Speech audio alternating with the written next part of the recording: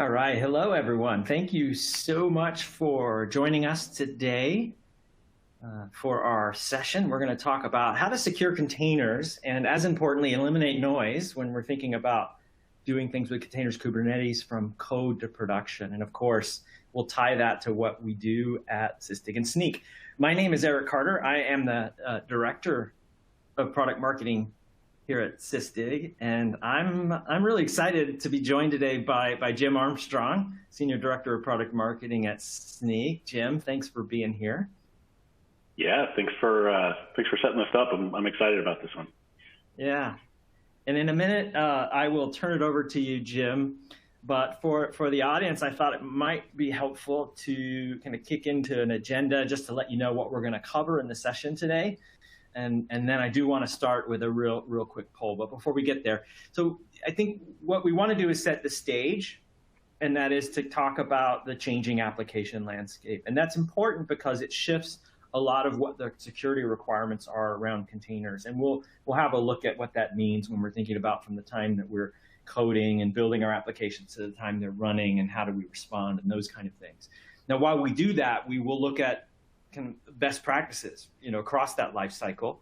And then, of course, we're going to tie that to what Snyk and Sysdig can do, and not only what we can do individually, but then what we can do together, because there's some interesting things that we've just announced around helping use the strengths of both sides to give a bit of an advantage when it comes to thinking about fixing or finding, prioritizing, and fixing vulnerabilities. Great news is we're going to do a demo.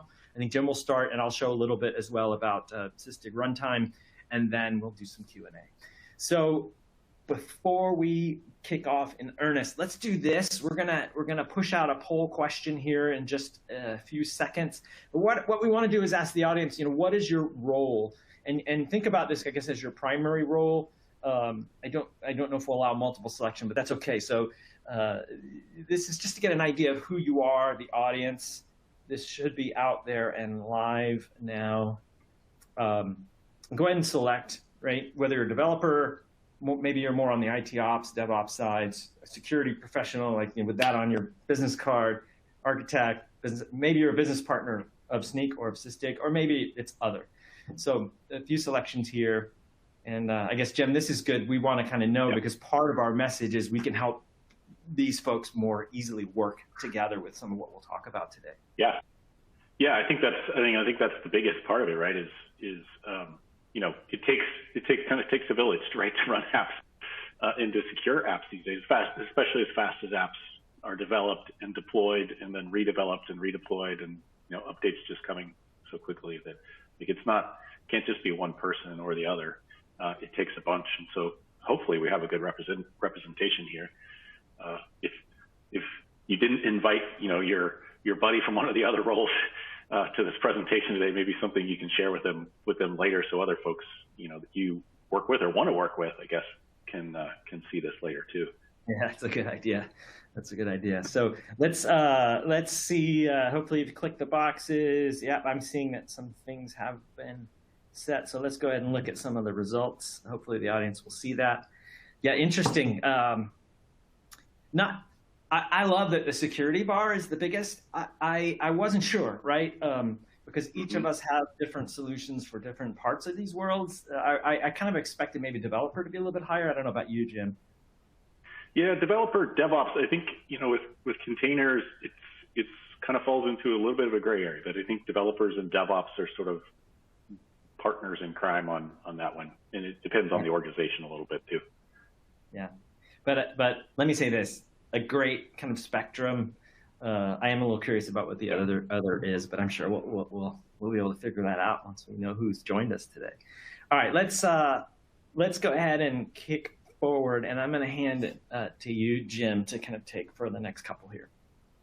Yeah, awesome, great. Yeah, so is there hinted before, the app itself has really changed, and it's gone from just a few years ago when the app was just the code you wrote, and maybe your developers use some open source dependencies in their app, to today where the app is those things, but the container is also usually starting from some form of code.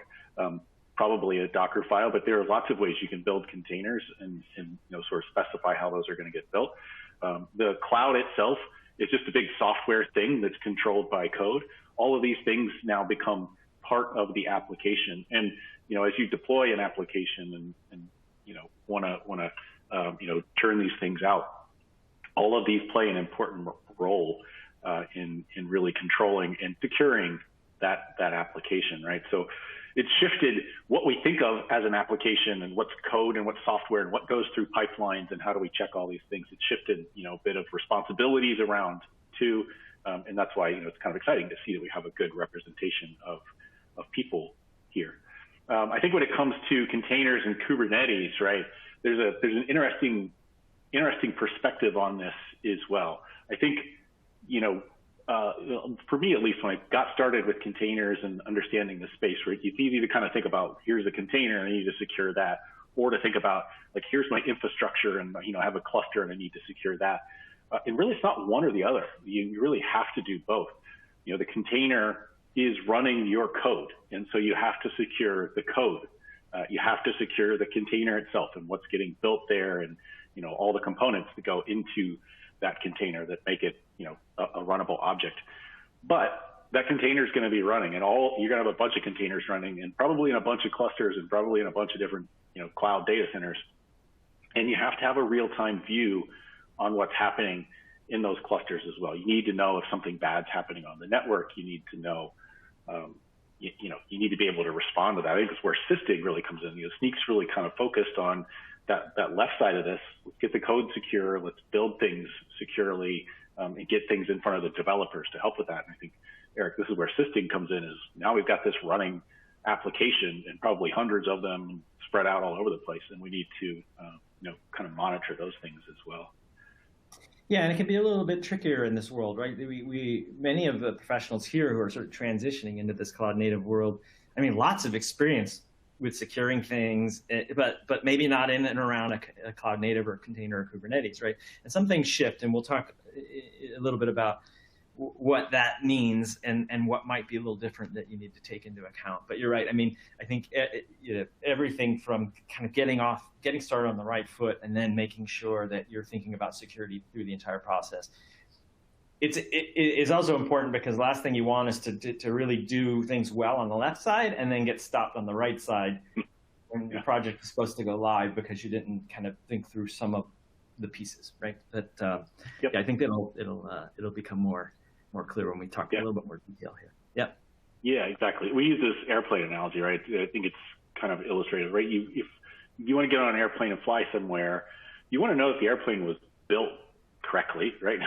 Built right, and people followed the instructions they were supposed to follow, and you meet all the requirements for that.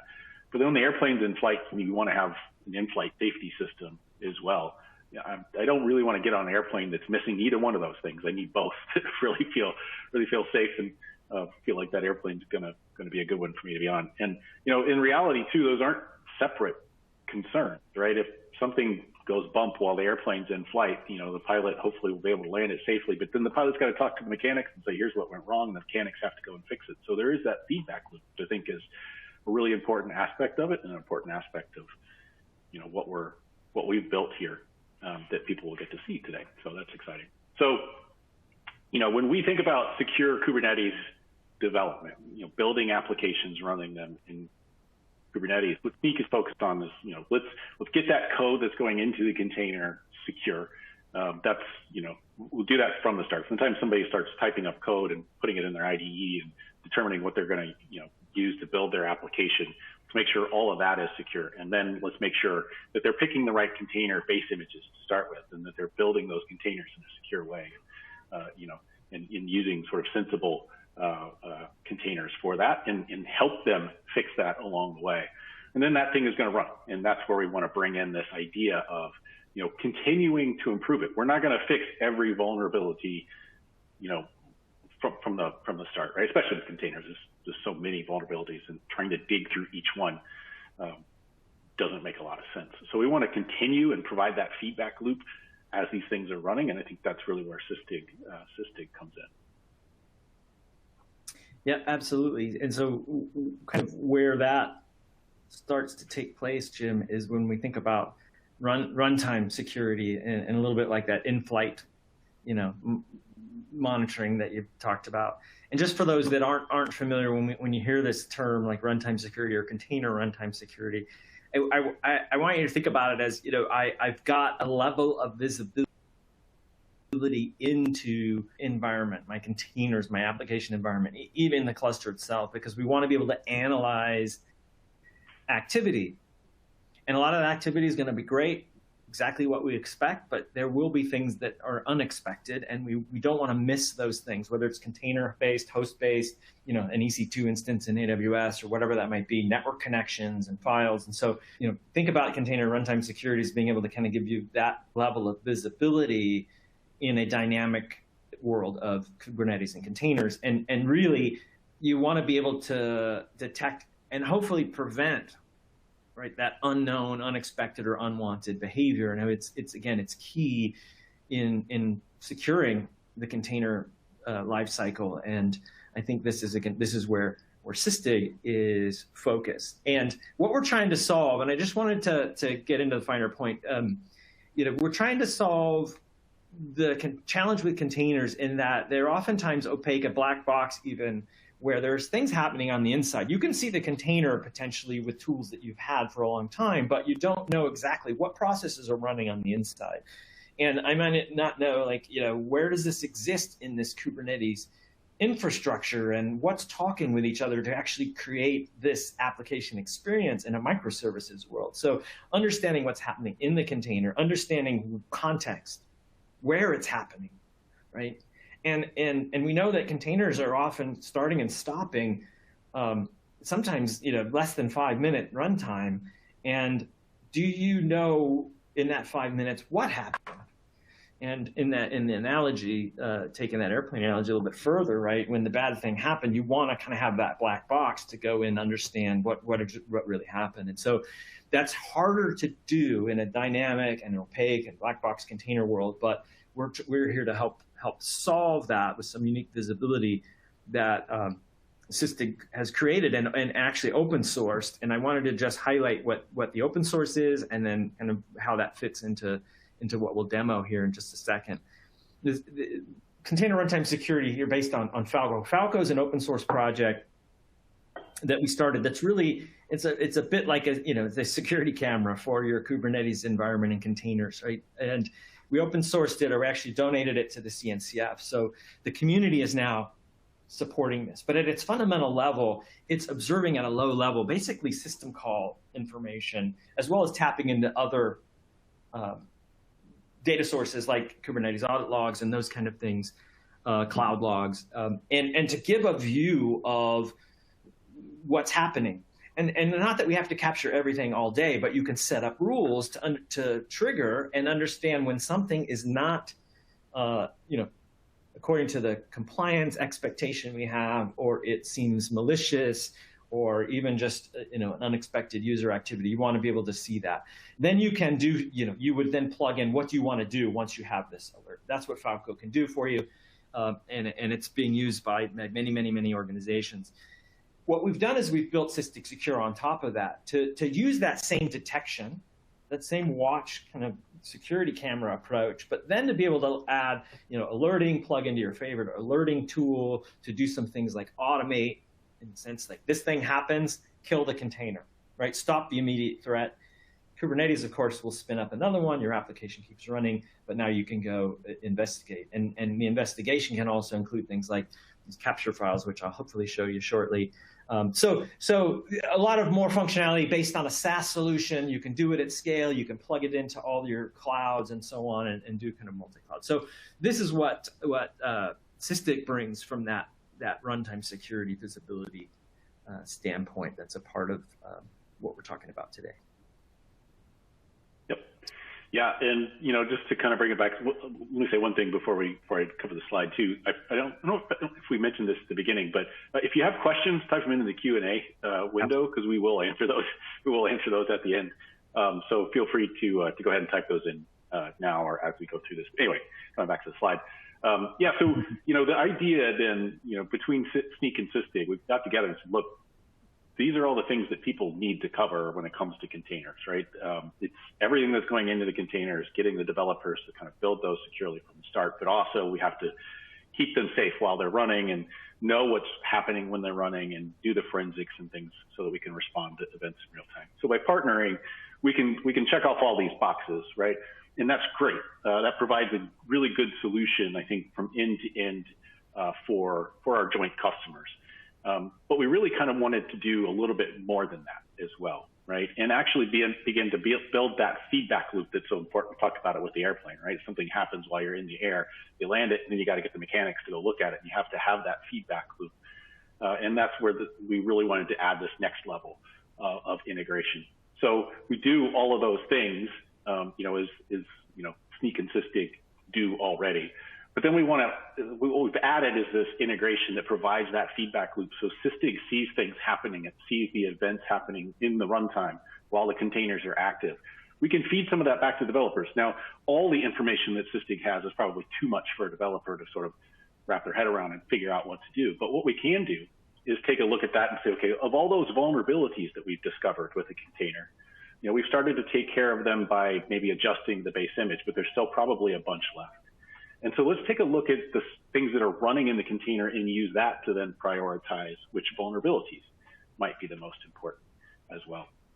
And so that's that integration between Sysdig and Snyk. So, in Snyk, you'll get the info as soon as you start building a container, as soon as you even just define the container in a Docker file, we'll start providing advice on how to build it. Hopefully, in that case, what you get into your deployments initially is better applications, more secure applications that start running, and Sysdig will see those. But you're inevitably going to still have vulnerabilities, new vulnerabilities that pop up. And Sysdig, of course, will catch those and be able to relate that then back again into Snyk. And Snyk will take that and further refine the vulnerability view that you get, and you get this nice cycle, right? Let's make those containers, those applications more secure. We'll redeploy them, and we'll continue refining, and we'll continue to stay on top of all of the latest threats. Yeah, the benefit of where we sit is clearly being able to identify even at that fine grain level. I mean, we know that these containers shipping with all the packages and dependencies, and I think it was a fantastic idea to say, just tell me what actually gets invoked, what package is running, right? And that's that's hard to do unless you're getting visibility from the layer that our runtime is getting visibility. Yeah. So, yeah, I think, to your point earlier, like a container is kind of a black box. It's nice that we get, as a developer, it's nice that we have this library of containers we can build from, Docker and others will provide those, good base images for us. And they're very useful for developing and creating an application. But we don't, unless you're digging into it every day, like I do as a geek, but you probably don't know all of the packages that are there, and you probably don't need all of the packages that are there, but you're going to get a vulnerability alert on a bunch of them anyway.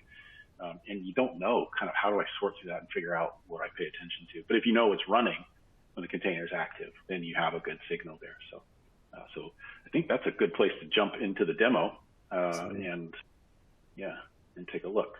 So let's see if I can successfully share my screen. I got to pick one. Here we go. You seeing my screen? I am. Okay, fantastic.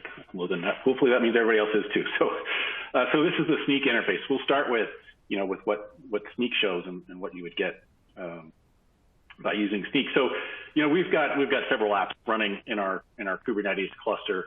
We've got the containers, we've got, application components that are detected as well. And as we mentioned, Snyk will guide you to using a better base image, right? So in this case, we've got a Java application, and Snyk will provide guidance to get you to better versions of the base image to tell you when things are no longer supported. All of that goes a long way towards building a better container. But you're still going to end up inevitably with vulnerabilities in your production applications, right? And you're going to go through. I'm sure everybody has rules about what severity of vulnerabilities need to be cleaned up, or if it's CVE XYZ, then it needs to be cleaned up. So people will do a decent job of kind of getting to that. What we provide here that's interesting, I think, is we've got the actual the container itself that's running in the Kubernetes cluster, again, it still has vulnerabilities in that container. In this case, it's a bunch of them. This is a particularly horrible container. In this case, we've got a container that's running log4j. So you're going to see the typical things you would get from a vulnerability alert. Of course, this one's a critical vulnerability, the CVSS 10. Everybody, I think, is probably familiar, all too familiar with log4j and all of its fun. But anyway, we've got this running in a container in our cluster. And the interesting thing here is I can come and I can filter the vulnerabilities and show the vulnerabilities that are in packages that are actually running in our cluster, because Snyk and Sysdig are both active in our cluster and sharing that information. So I can come in and I can see just the executed vulnerabilities. Now, I will say, on a regular application that's not overloaded with vulnerabilities, you get a pretty dramatic drop by doing this, right? Especially you get, there's some containers like node containers, for instance, they have tons of packages in them because they have to build all of the node components or all of the Python components. So you get all these development packages, and from that you get a bunch of vulnerabilities. So by clicking this executed button, you get to filter a lot of those vulnerabilities out. You're only looking at the things that are running. And so we can see in this case, this container is actually running this log4j in our cluster as well. We can see that that's detected by Sysdig. We can see it's executed. If I want to go look at just the critical vulnerabilities that are executed in the cluster, I can do that too. And so I can really just hone in on the things that I really need to pay the most attention to and go through and clean up in this container and in the application, right? I mean, these are application vulnerabilities. Some containers you might find that the container itself has log4j, but in this instance, it's an application component that's inside the container. And so again, with Snyk and Sysdig, we can show that level of detail here and how to go about actually fixing that vulnerability. So a really good way to just sort of filter through all of that noise that can come from container vulnerabilities. I'm going to stop sharing. I'll let you share now, Eric, if you want to show the Sysdig side of things. Sure. Yeah, let me jump into that. All right.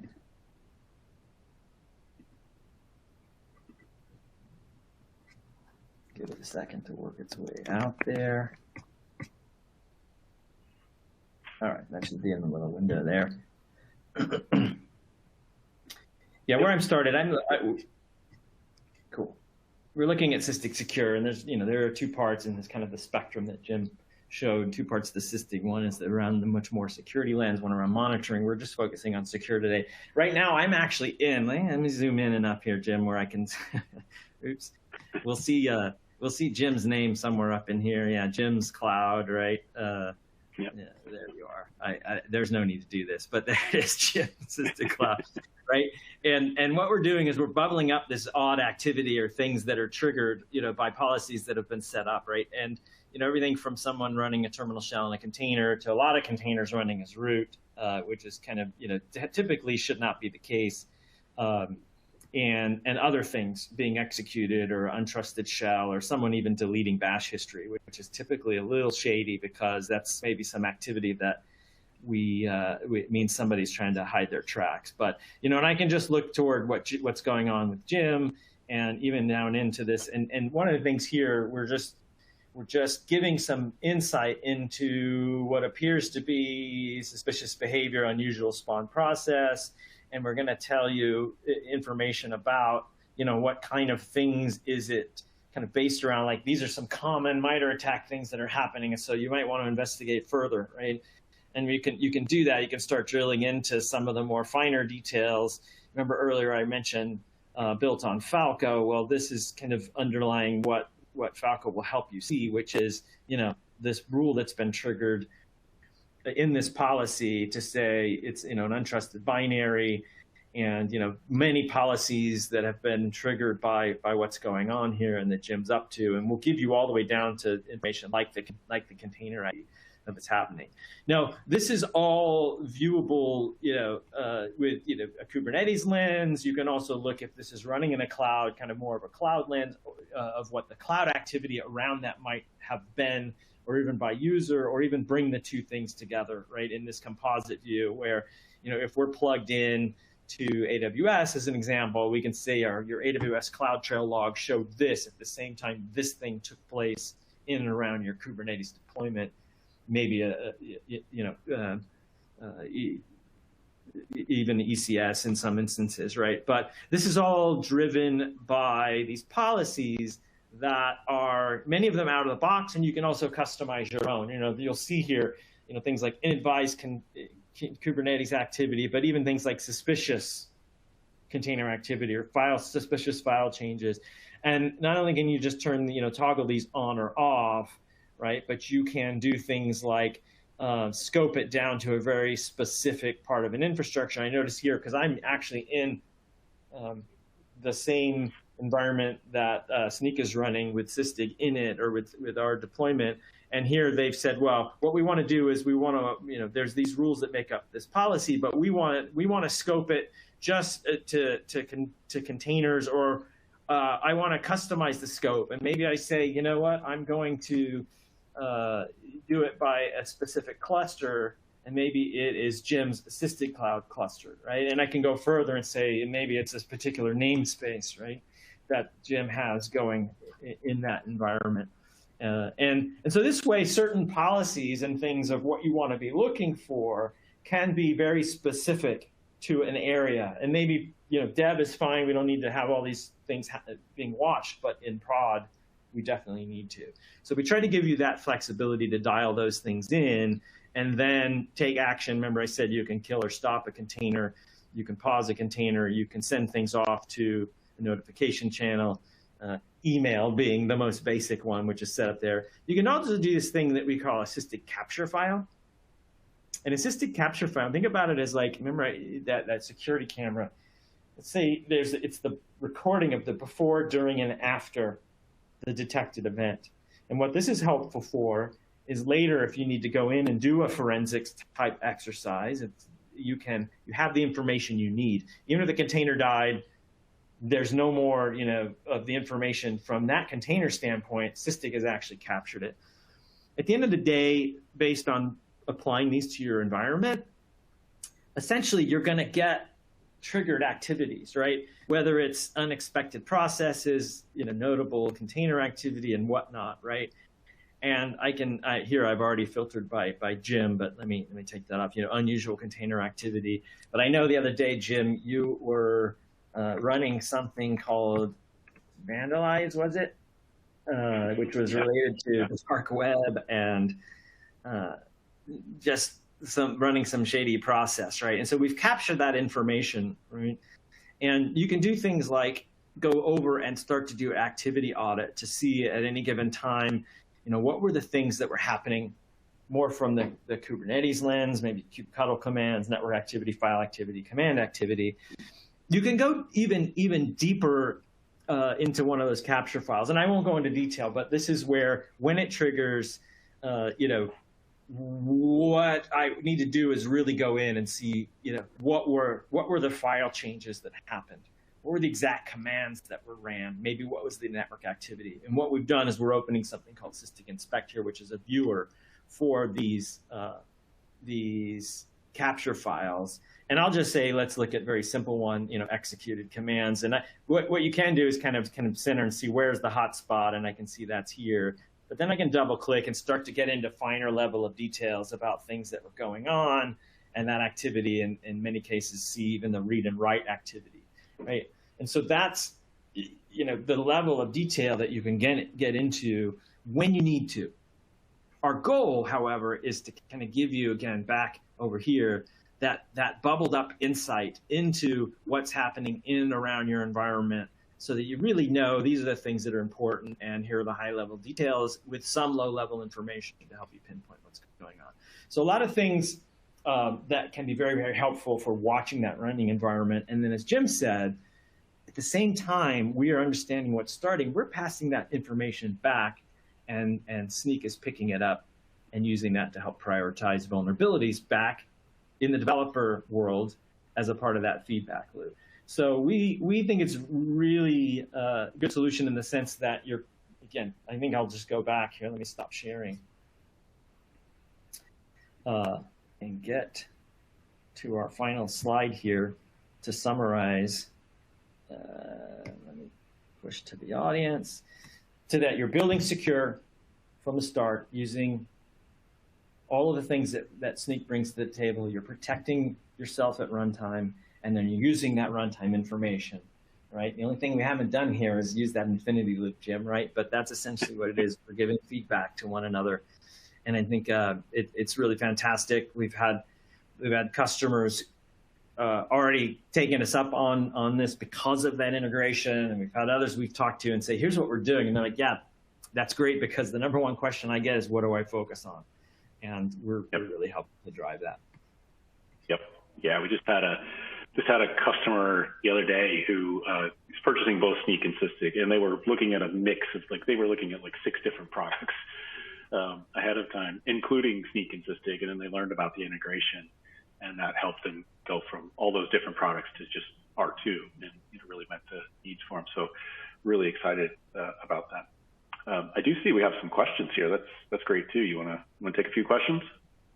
Yeah, let's jump in. Just before we do that, of course, we've got our links where you can go get in and learn more. Plus, I think there's some things attached here. But let's jump in, Jim. Yep. Yeah. So I see one. The Sysdig. I actually don't know the answer to this one. The Sysdig support things other than Kubernetes. But I think ECS was the specific mention here. I think. Yeah, absolutely. Right. We talk a lot about Kubernetes because that seems to be like the juggernaut these days, right? But many of us started and still leverage things around ECS, right, on the Amazon platform. And so the things that we do with runtime, we can do there. We can do it with Fargate, as an example, running in combination, here with ECS as an example. So while we were kind of talking a lot about Kubernetes, there's support for other environments as well, which kind of leads Jim into the next question here from Taylor, which is, do we work with on-prem container environments? And actually, Jim and I had to compare notes of this as we were kind of preparing to launch this integration. And I'll give my answer, Jim, and then you can augment. But yeah, if you have an on-prem container environment, absolutely, we can help you secure that, monitor that. Now, what we are doing here together is really primarily driven with a SaaS backend, right? And so if you're thinking about a fully air-gapped, on-prem, I think that the two things together, we're not supporting that here with this. But Jim, I don't know if you have more to add there. Yeah, exactly. So if your Kubernetes cluster is on-prem or in a private environment somewhere, that's fine. We can both run in that environment, but we can both monitor it. The backend, the Snyk backend, and Sysdig backend that works with this specifically is the SaaS environment for both of us. So still be connecting to the Snyk SaaS tool to get the data. But if the Kubernetes cluster is on-prem, that's totally fine. There's another question here. Does it imply you have both solutions, or are you joining the solutions somehow?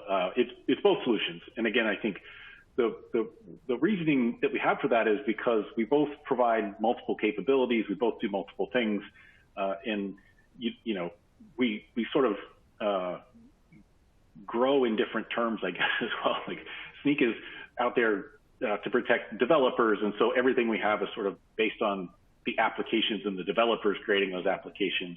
The metrics are all different for Snyk and sort of how we look at an environment than they are for Sysdig. So some of those things just are harder to kind of bring together. But I think just from a technology standpoint, we both have our specializations, and the integration is I think the interesting part. But yeah, it is you have Snyk and you have Sysdig both. Yeah, I think but what's great about it is, whereas we're kind of doing more on the DevOps side, you're doing more on the developer side. Now it's like what we started with. We want to know who you are, because we know that you're more and more working together, right? And even though one lens or the other lens might be different, it's nice to have solutions that are adding value to each other. And I think that's important, right? And we already share many customers, and I think this is helping to get more customers on board with this kind of full container security type solution. Yep. Yeah, exactly. There's a question here about how the runtime data in Sysdig is associated with the correct project or organization in Snyk. It's essentially, so we're both running in the Kubernetes cluster. When you set us up, you were essentially kind of the Snyk portion that goes in the Kubernetes cluster is associated with an organization in Snyk. The Sysdig portion it knows what clusters it's in as you install it as well. And so by that nature, they automatically kind of associate the right projects with each other. So we see the projects on the Snyk side running in the cluster because our monitor tells us it's in that cluster, and you told us when you set up the monitor what organization it belongs to. And so we can use that to pull the Sysdig information in, and we can automatically relate those things. And I think that kind of goes to how this is all set up. It's we both, if you're familiar, well, I guess if you're not familiar with us, we both just run as sort of an agent in the cluster. So it's not a super difficult or challenging setup for either one of us, standalone or together. In fact, the integration configuration is really just enabling extra functionality. It's not like it's a whole separate, different install of a bunch more things. So really, you're just, both of our agents are running in the cluster. You set it up so that they know how to talk to each other. There's a secret that they use so that they can securely talk to each other and exchange information, and off you go. It just starts showing up in Snyk, and it's really very simple. Yeah. There's one here, Jim. Sysdig more focused on runtime visibility or for threat hunting, incident response at the SIM SOC level. Well, definitely runtime visibility for threat hunting and trying to help in incident response. And yes, sometimes the viewers of the data and information that we're presenting are the SOC, right? But on the other hand, sometimes our information, maybe it's that team that owns the platform and the Kubernetes, they're really engaged with it. But then that information can also be forwarded to a SIM, which, something could be anything like a Splunk or Google Chronicle or whatnot, right? So we have that facility as well. So then you could do even more advanced threat hunting with lots of other signals coming from all over the place in your environment that could be relevant, right? And so, yeah, I guess the answer is we are all about threat hunting, but can also help you in your SIM environment. Yep. Yeah, there's a question here too. What Snyk plan do you need to see the Sysdig backend to see that Sysdig information? The Snyk plan is related to the different tiers of sort of our product or our purchase tiers, if you want to think of it that way. Our Kubernetes functionality is in our business tier. So we have a business and enterprise tier. Kubernetes, the Kubernetes agent for us, the Kubernetes monitor, is available in the business tier and above. So you would need that. You can, as of now, as of about a month ago, I think, you can sign up for a free trial of the business tier. So if you don't have it, you can sign up for a free trial. You can actually sign up for a free trial of Sysdig as well. So if you don't have either product, or you don't have one or the other, you can sign up for a free trial, and it's pretty easy to set up that integration. Yeah, absolutely. Any others, Eric? Let's see.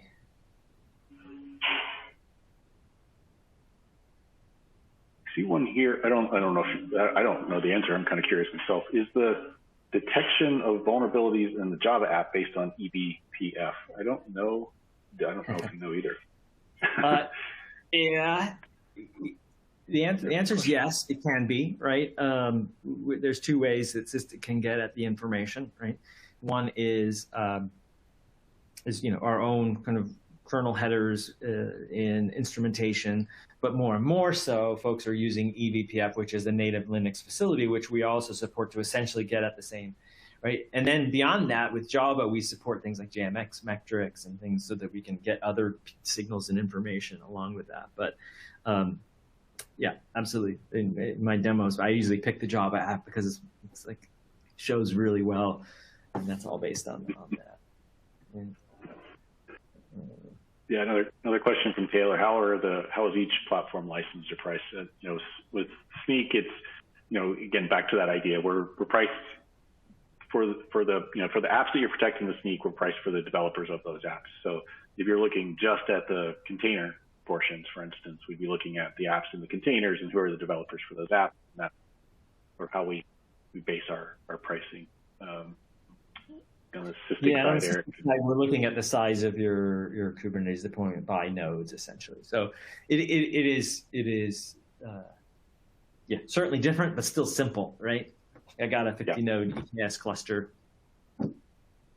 That's what I pick, right? And and then one of the things, it's really that simple, and you can get this runtime version of Sysdig Secure, and you're off to the races. Yeah, I think that's, it kind of points to another thing too that's maybe not as obvious about why we wanted to partner. Each of us wanted to partner. I think one is just we make our products available to people, right? You don't have to jump through hoops to get access to either product. You can sign up for free and start using them. We make the pricing simple. You can actually see the pricing on both of our websites, and you can run the calculators yourself. Like, none of these things are all that complicated, and we want to make it as easy as possible for people to try out our products individually, but also try out our products together. And I think that was a kind of a shared philosophy that we had that was another reason that this partnership made a lot of sense for us.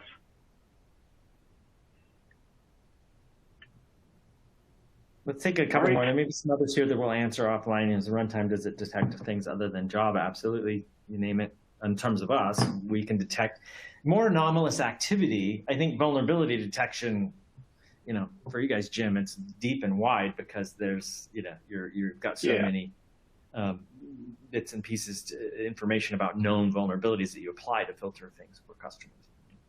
Yeah, exactly. I think, Snyk's, the language support of Snyk goes, Java, JavaScript are the big ones, but all the languages underneath .NET, we've got Python, we've got Ruby, we've got Go, we've got, missing a bunch, but the big languages, the big popular languages of today are all covered. And so with that, there's loads of vulnerabilities that you're of course going to find, and some of those are like the package style vulnerabilities, kind of what we were showing here. Some of them are, just poor code that you've written yourself, that opens you up to like SQL injection attacks and those kinds of things. So there's loads of ways that you can look at this, but so it's all of those application side, language side vulnerabilities, plus the container vulnerabilities related to, Linux packages and things like that tend to be the biggest parts of the container.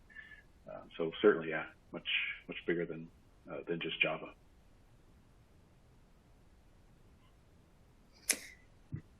Alrighty. All right. Why don't we wrap it up and let folks jump off? Anything we didn't answer, we'll get to offline. Thanks first and foremost to everyone that joined us and asked really great questions and to the point and very, very on point, I'll say. And of course, Jim, thank you. Yeah, thank you. Yeah. And we'll be doing more activity together and other things, but certainly go check out the resources and keep an eye on this space. And if you want to try it, as Jim said, great. And we can even engage and our folks in each company kind of even have a conversation with you about it if that's something you'd like to do. And again, you can contact us through our websites there. But I think with that, we can call it a session. All right? Sounds great. All right. Thank you. Thanks, everyone. Thanks, everyone. Yeah.